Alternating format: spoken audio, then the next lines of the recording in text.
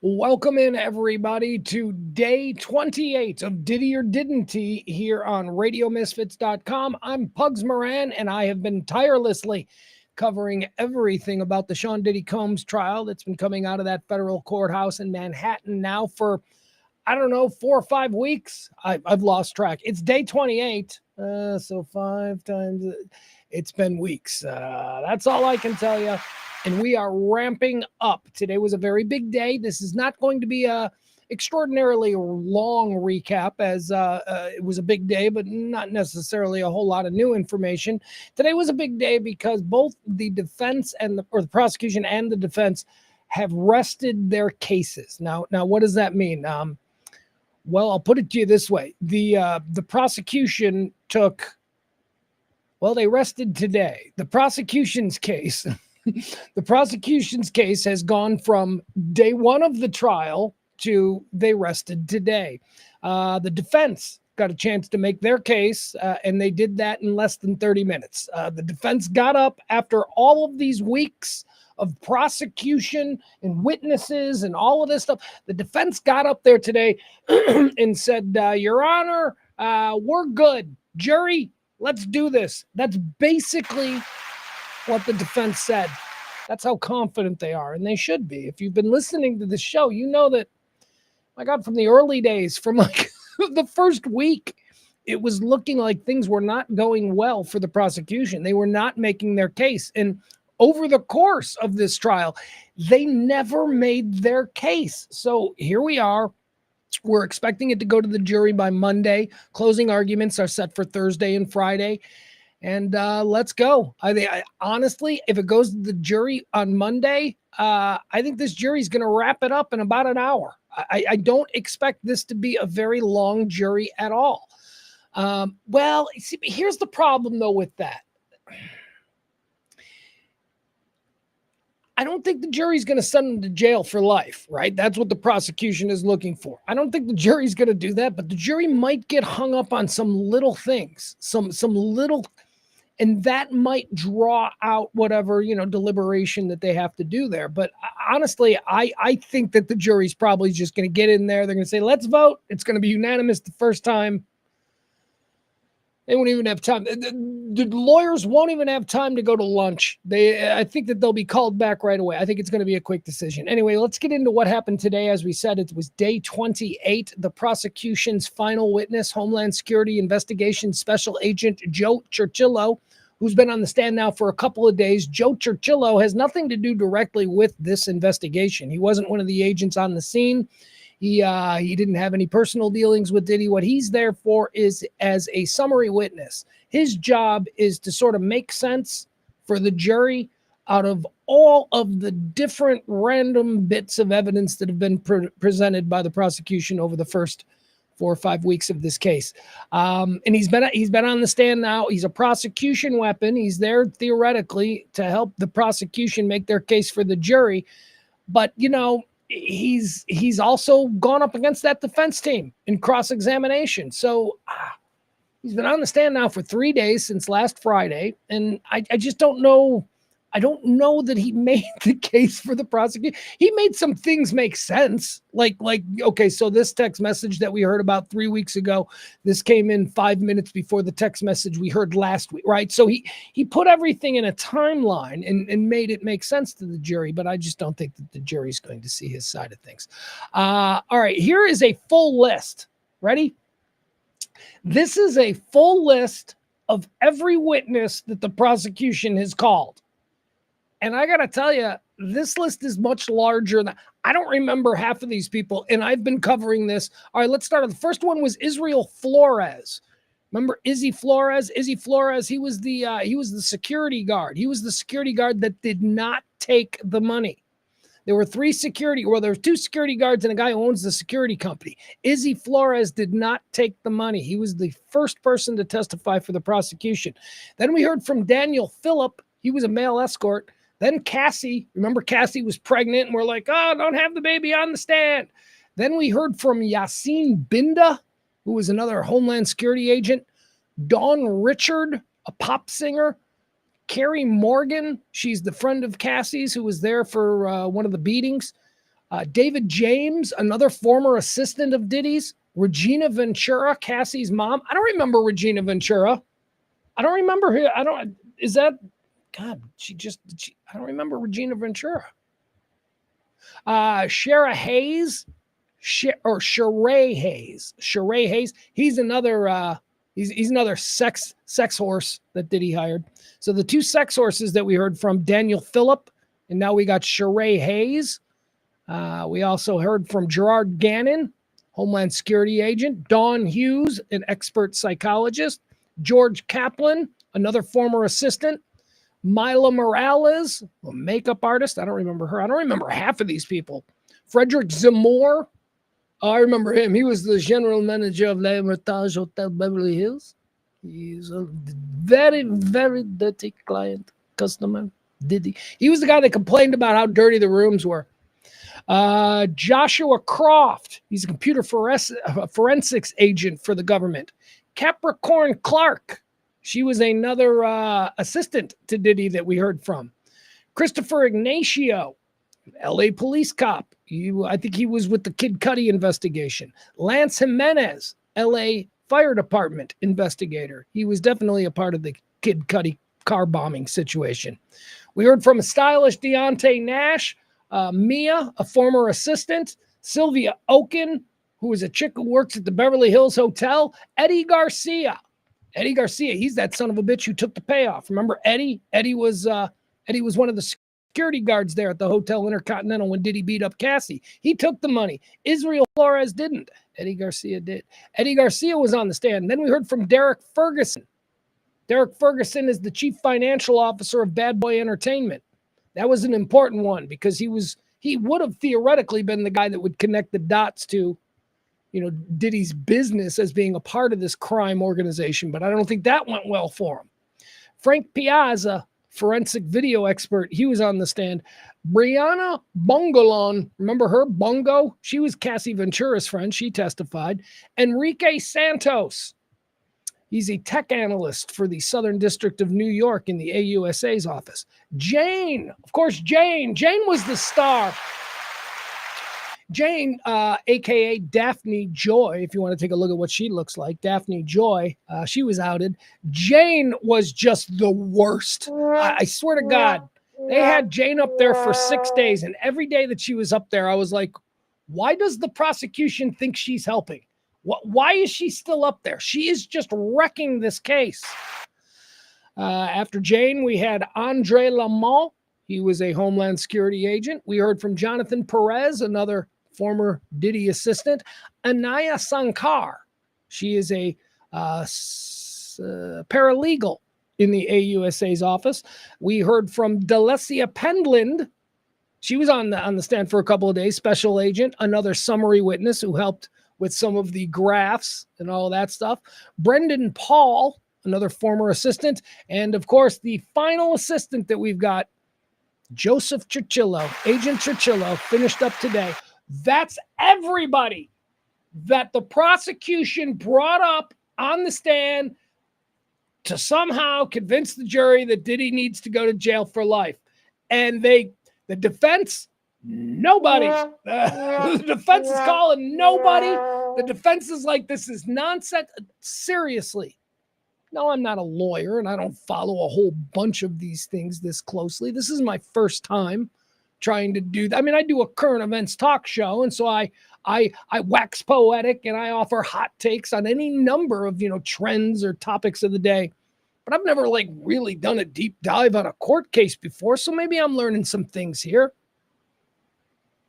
But isn't it weird when the prosecution presents 34 witnesses and the defense is like, nah, we're good? I don't know. Diddy doesn't seem all that worried about it either. I could see if the client is like, wait, you're not even going to offer up any kind of a, but he didn't do that because he's been sitting in the courtroom the whole time too. He's like, this is nonsense. 5 of those witnesses, by the way, 5 of them were testifying with immunity. Kaplan, Garcia, Bongolon, Perez, and Paul. All right, let's get into what happened today on the stand. The final witness, Agent Joe, we'll call him, Circhillo, because we're not sure how to say his last name. Agent Joe, he's still there. He's being cross-examined today as court begins by Tenny Garagos. Tenny asks him again, Agent Joe is a summary witness, so he knows all about the text messages and where they came in. So Tenny Garagos, Diddy's defense attorney, she's gonna start asking Joe about text messages that Jane sent to Sly. Now, this is important because if you remember when Jane was on the stand earlier with prosecution, Jane testified that she used to send naughty text messages to the escorts, the sex horses that were hired to participate in the freak-offs with her and Diddy. She would send text messages, but only when Diddy was around. Remember? They were like, oh, you sent this text message saying that you're so excited to have sex with this sex horse. And then her response was, well, yeah, but that's because Diddy was right there. And, I needed to convince him that it was that excuse. That, yes, there are some damning texts sent by Jane to these male escorts, but those texts were sent because she was with Diddy and Diddy was making her send them.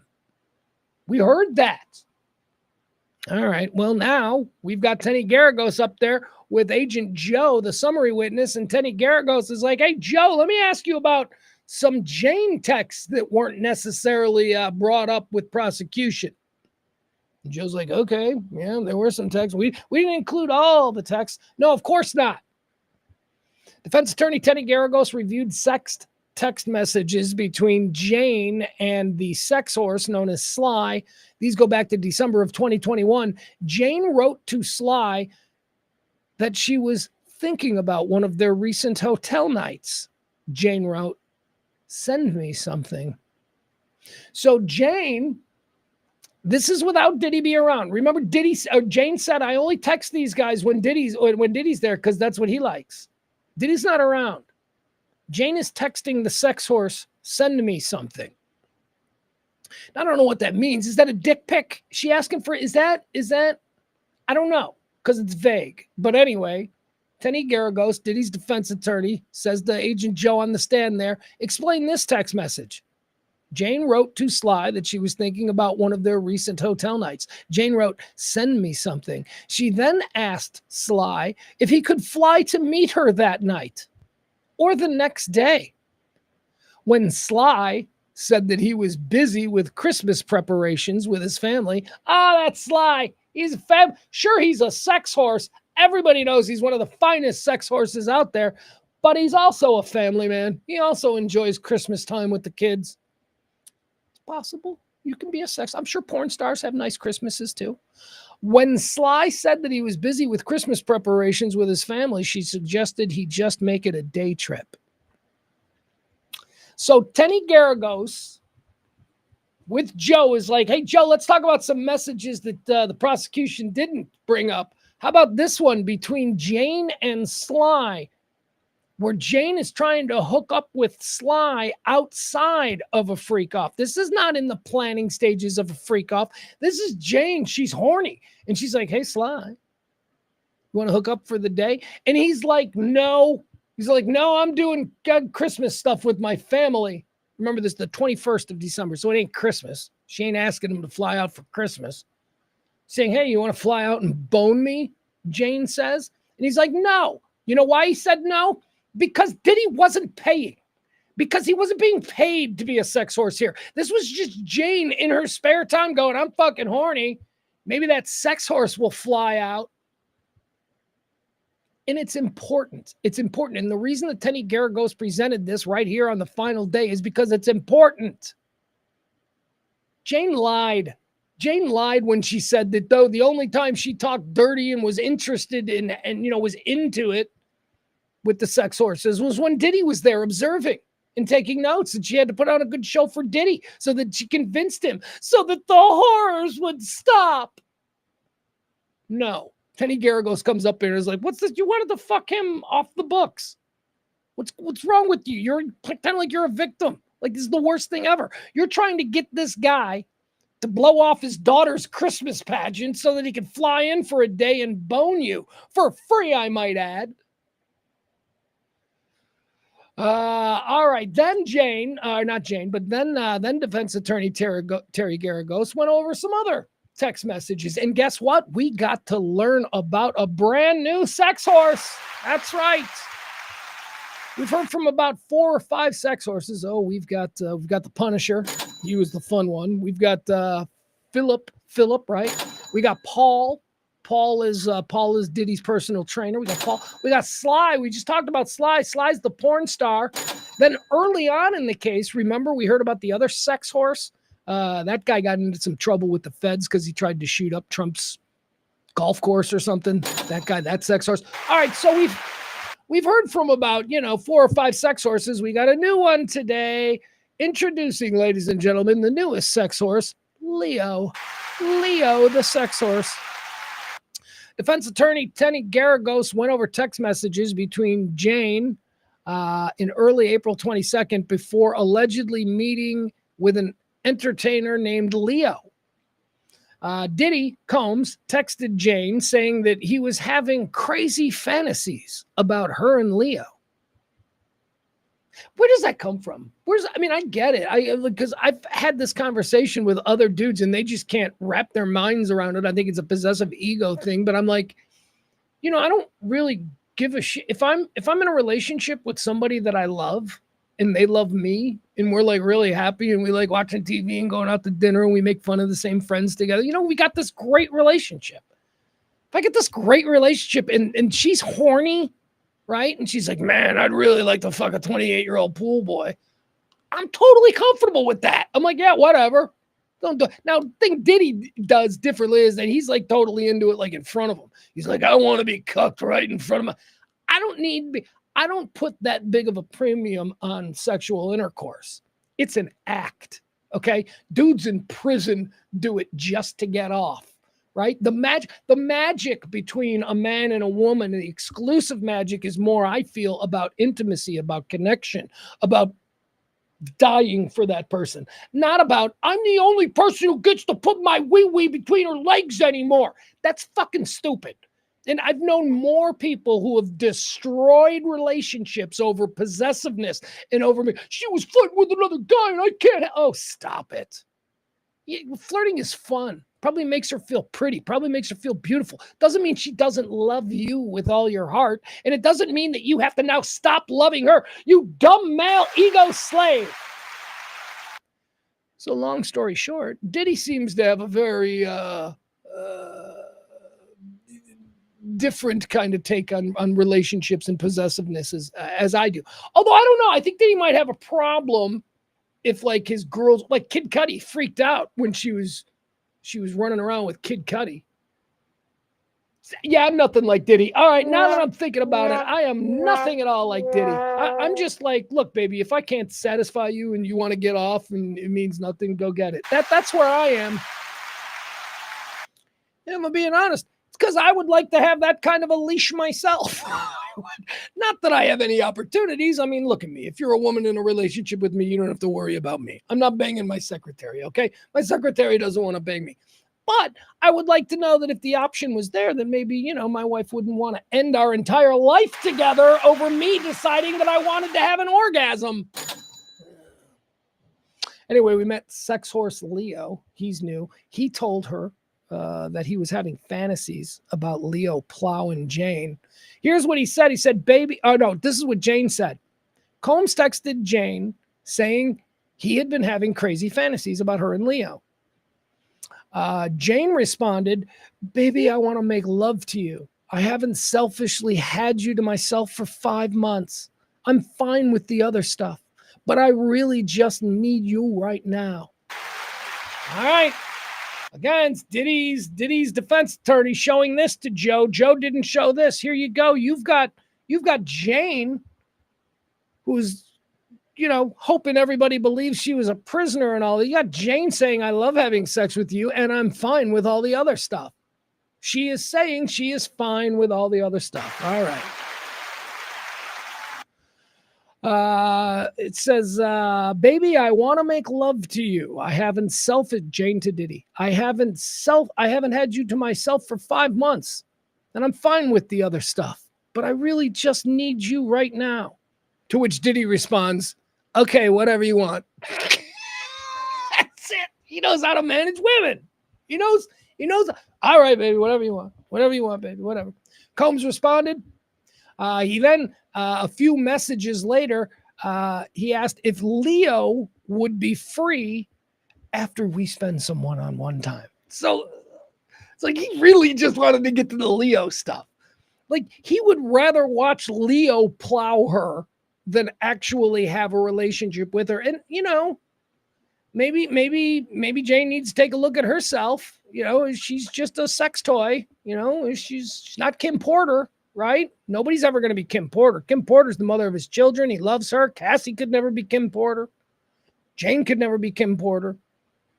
She's like, baby, I just want you all to myself. And he's like, yeah, whatever. But after that, can Leo come?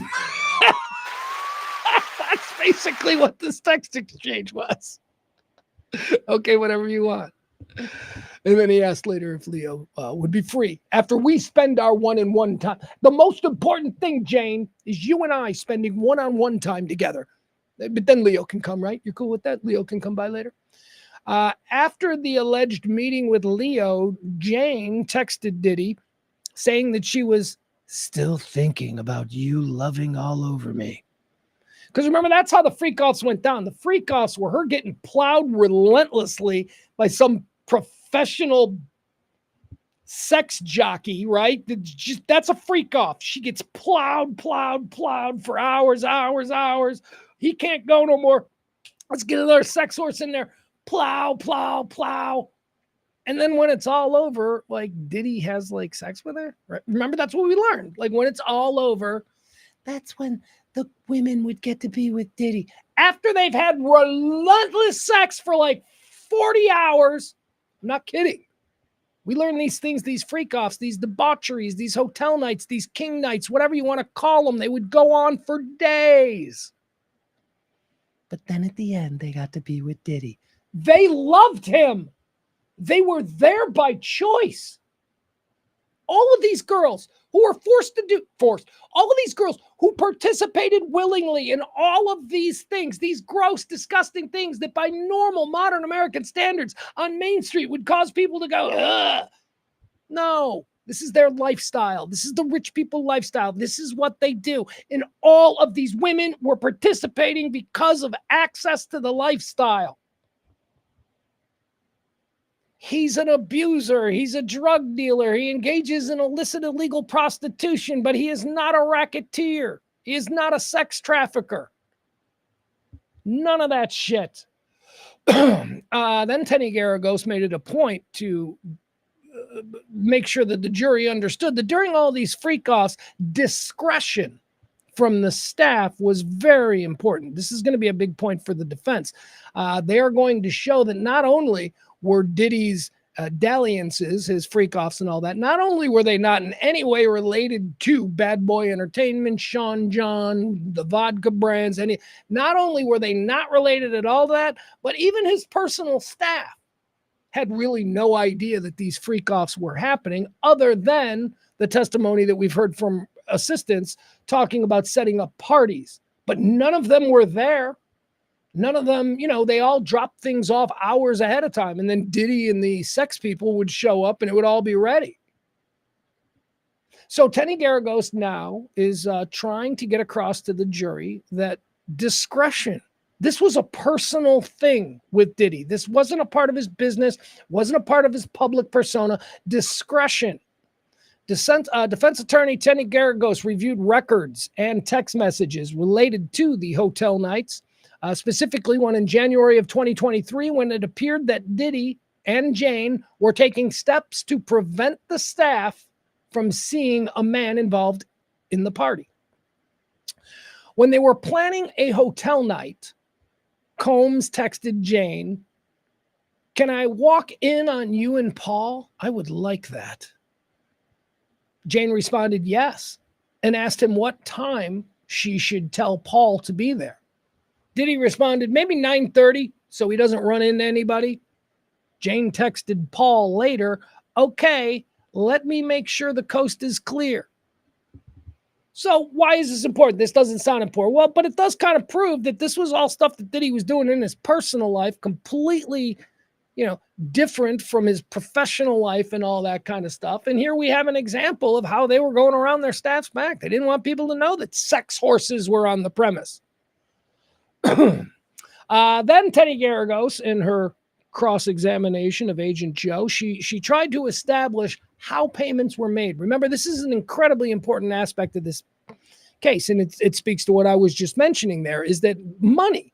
Diddy's got his own private money. He's got his own fun money. He can do whatever he wants with it, right? But then he's also got the money that is tied into the company. And if he's got a vice president or somebody from his company that is, signing off on checks and paying off these kinds of things, well, now you've got conspiracy. You've got an act between two, an illegal act being committed by two people. That's conspiracy. And conspiracy is how you get to racketeering, which is the big case that the prosecution is trying to make here. These were racketeering, conspiracy, and all of this stuff in the business is tied into it. Let's take it all down. That's what they want. So Teddy Garagos is now going, all right, let's talk about the money. Let's talk about how this stuff was paid for. Teddy Garagos, showed the jury records from September and November of 2023 indicating that Diddy paid invoices from his personal bank account to his travel management company for the travel accommodations for James.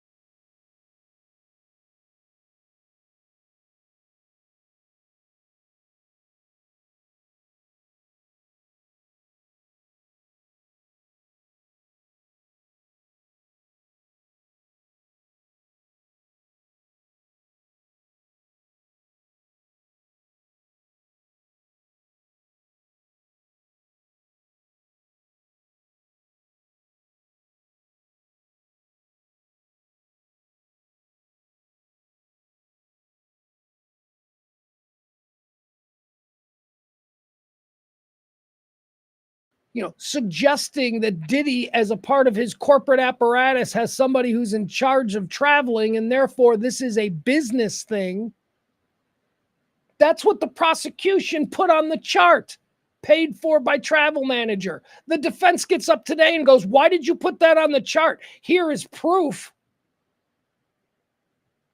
that Diddy paid out of his personal bank account. I mean, that's a bad moment. That's a real bad moment. It makes you just a little suspicious of all the other things that might be good points that the prosecution made, but are a little tenuous. You're like, okay, that's a good point if. Well, now we hear this shit and we're like, you know what? Fuck it. That's probably bullshit too. God, the prosecution has been terrible. Maureen Comey, don't even get me started. She has not done a good job here. Again, you didn't write that Mr. Combs personally paid for these trips, she asked Cercello, referring to the summary chart. The government summary chart lists the travel manager as having paid these expenses. Then she made the jury watch more porn. Yesterday, they got to watch like 40 minutes worth of porn. So they watched a little bit of porn. It says here, Teddy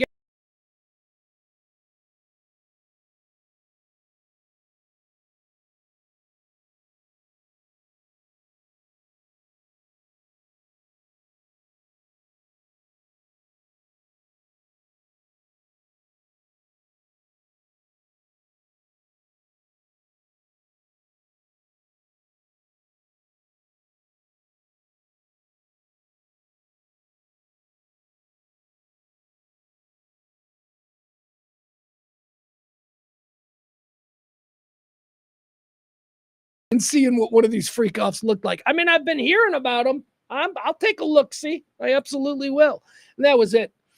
The defense finished their cross-examination of Special Agent Joe Chirchillo, and then the prosecution came up, and the prosecution is like, all right, it's been a long road. We're done. Prosecution rested. Then it was time for the defense. All right, so prosecution rested. This is all like in the course of like an hour, right? So Agent Chirchillo's on. Defense cross-examines him. Defense says, we're done cross-examining. Prosecution stands up and they're like, they're making a little speech. And they're like, the prosecution rests, Your Honor. And the prosecution's like, all right, defense, it's your time. And then the defense gets up and goes, we're good. It's basically what we saw today. Some speechifying. I will say the defense did some speechifying, but they're calling no witnesses. Diddy's not going to be aware. They're not doing anything. Defense attorney Alexandra Shapiro has made a defense motion for a judgment of acquittal.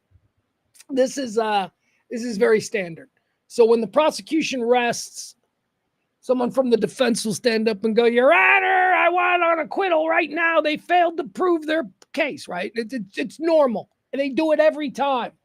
On the off chance they're going to get a crazy judge who goes, okay, but they never do. But this is just, standard, or at least it's been explained to me. She said she's looking for a motion, judgment of acquittal on all counts. She is now going count by count, explaining how the defense believes the prosecution did not prove each alleged crime. All right, let's go through this because this was really good. The first count, racketeering conspiracy. This is a big one. This affects the business and the generational wealth that he's accumulated. For the racketeering conspiracy count, she says, remember now, this is Alexandra Shapiro, one of the defense attorneys. She is now going to go count by count and explain to the jury why the prosecution failed to make their case. For the racketeering conspiracy count, she said prosecutors failed to show that anybody conspired with Diddy. Anybody. And she's absolutely right. Nobody conspired with Diddy outside Diddy and the chicks that he was, having this private sexual thing with. They're the ones who hired the escorts. He didn't say, I'm going to get my human resources department on this. No.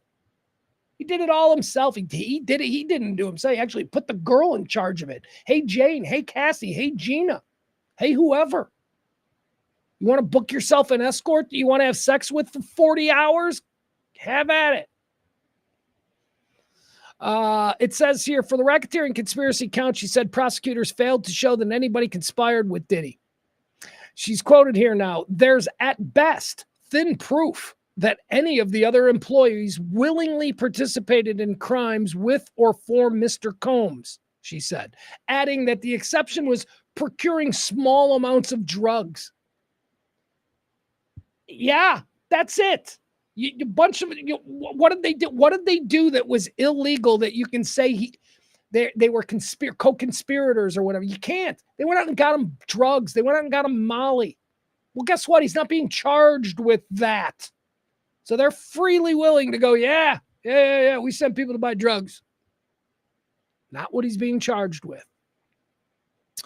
Shapiro said his assistants didn't know much, if anything, about what was going on between Mr. Combs and his girlfriends in the hotel rooms. And that's true. They, one after another, testified that, I assume there's some fucking crazy sex stuff going on, but I don't know. It's part of the job. He's a rock star. I'm his assistant. They do these things. I don't think too much about it. They weren't actively, participating other than the cleanup. They were like, yeah, we cleaned up the room afterwards. I can only imagine what happened in there. Shapiro argued that Combs actually took steps to conceal the nature of the sexual activity that he was engaging in from his assistants and his employees. The defense attorney, Shapiro, said that's evidence. The defense attorney said that's evident through the fact that Diddy, Cassie, and Jane booked the entertainers and escorts themselves instead of Diddy having employees do it. Shapiro also pointed to several text messages, including some shown to the jury earlier today, that show Combs and Jane's communicated with entertainers about timing to avoid run-ins with staff. She's like, come on. She's like, this is not a conspiracy. They were trying to hide it from people. Show me one person in Diddy worldwide that knew what was going on, that was helping to facilitate these illegal activities that you can then make a charge of conspiracy over. You can't. People were picking up sex clothes and delivering baby oil. That's not, they don't know rando jobs. What are you doing today in your job as Diddy's assistant? Well, I've got to go down to the recording studio and I've got to make sure that they've got payment for the last couple of hours. Then I'm going to go and I'm going to drive his kid to karate practice. And after that, I'm going to go pick up about, 40 Molly pills. And then after that, I'm going to go pick him up some dinner. He wants Panda Express. It's Tuesday. It's just like another job that they're supposed to do, picking up drugs, delivering baby oil to a fucking hotel room. He didn't have a team of people whose job it was to procure, all the things you needed and to pull off and produce another freak. He didn't have that. It was just him and whatever girl he was working with, their boyfriend and girlfriend getting into weird shit. It's not a conspiracy. The prosecution didn't prove that. Shapiro argued that the government did not prove the sex trafficking charge either. Relating to Kathy Ventura, saying that prosecutors failed to show that Diddy knowingly coerced Ventura into commercial sex acts. Remember, that's the whole thing, Jane and Cassie, they're forced into doing this for his own profit. And what? That's the charge? You never even came within 100 yards of proving that. That nobody came close to that. Cassie was down. Jane was down. Absurd. Shapiro said that the jury did not see any text to Combs that would indicate Cassie did not want to participate in freak-offs. No, they didn't. In fact, she was into it. Shapiro said, a person in, here's a quote now from Alexandra Shapiro. A person in Mr. Combs' position clearly would have understood that, on the contrary, Cassie enjoyed the sexual activity and didn't feel coerced. I mean, he knocked her around and had problems with her for other things, like her complaining about Kim Porter, her complaining about other girls that he said, right? Those were the reasons that Cassie and Diddy were getting into fights. He never beat her up because, well, Cassie, this is Cassie we're talking about, but there is an instance where Jane, all right, we'll get back to that. But Cassie, no, there was never any instances where Cassie was forced. It says she described Combs' relationship. This is Alexandra Ventura, the defense attorney, going charge by charge. Alexandra Shapiro described Combs' relationship with Ventura as toxic for many reasons and acknowledged that Combs was regrettably violent towards her at times, but reiterated the defense's argument that domestic violence is not sex trafficking. It's not the same thing. Oh, yeah, he's a domestic abuser. He's not a sex trafficker. Maybe you should have charged him with being a domestic abuser. Oh, but that's not a federal crime. That would have been at the state level, and he probably would have pled that out, and you wouldn't be able to get your headlines. So what all this is about making the careers of these prosecutors, and unfortunately, it's blown up in their faces, in my opinion. Again, you need to be reminded her reasons for going through all of these things. Rule 29 is what it is. Defense attorneys always do this when the prosecution rests. All right. So she goes by it one by one. She says, acquit or dismiss all of these charges right now, Your Honor. And here's why. 1, 2, 3, 4, 5. She goes through the charges. And the judge goes, nah. Because, the judge is like, nah. All right. So now the defense has got to actually do their case. And all the defense is like, fine, you're going to make us do a case? Fine. Your Honor, here I am for the defense offering my case.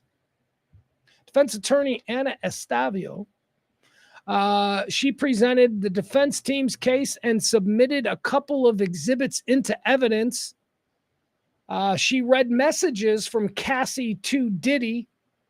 Estevo read a long message from Cassie sent to Diddy in December of 2012 about how much she loved him. The message also referenced a round, quote, a quote, round, and said, even when it's not super hot, she still has fun. All right, so okay, the last thing the defense is doing is like, all right, we're going to show you a couple more text messages none of you saw. How about this one? Cassie talking about how even when it's not super hot, it's still fun to do freak-offs with you. There you go, jury. Take this into your deliberations. Cassie said that even when it's not super hot, she still has fun. She said she would do another freak party before they left, saying, I'm down for whatever. I love you, and I'm sorry that I've been mean. Access. She's in this whole thing for the access, all right? If Diddy was a manager at Jiffy Lube, okay, Cassie would not be down for everything, and I just love you. All right, and that's it, guys. That's it. that is it. Anna Estevo of the defense went, all right, Your Honor, you're going to make us do a defense case? Hey, jury, let me show you a couple more text messages about how Cassie was totally into it. And then she did that, and then she was like, we're out. We're done. That's it, ladies and gentlemen. The defense rests. Prosecution took 5 weeks. Defense, less than a half hour. All right, so here's what's going on. Now, tomorrow is an official day of court, although I don't believe it will be open to the public, so I don't know what kind of live coverage we will be getting. There will be no witnesses. Oh, obviously, the defense and the prosecution have both rested. What's going to happen tomorrow is Judge Subramaniam is going to sort of meet with the defense and the prosecution, and they're going to figure out exactly how the next few days are going to play out, because the next few days are the only few days that we seem to have left in this trial. Closing arguments will begin on Thursday and Friday. Prosecution and defense will make their closing arguments. Then on Monday, I believe there might be more closing arguments on Monday, but it is thought that the jury will receive the case and go into their deliberations on Monday. So my goodness, guys, we got 2 days. We got Thursday and Friday. These closing arguments, I think, are going to be fascinating. I imagine the defense is going to be really short. Although, no, wait a second. What do I think? Do I think defense is going to do short closing argument or a long one?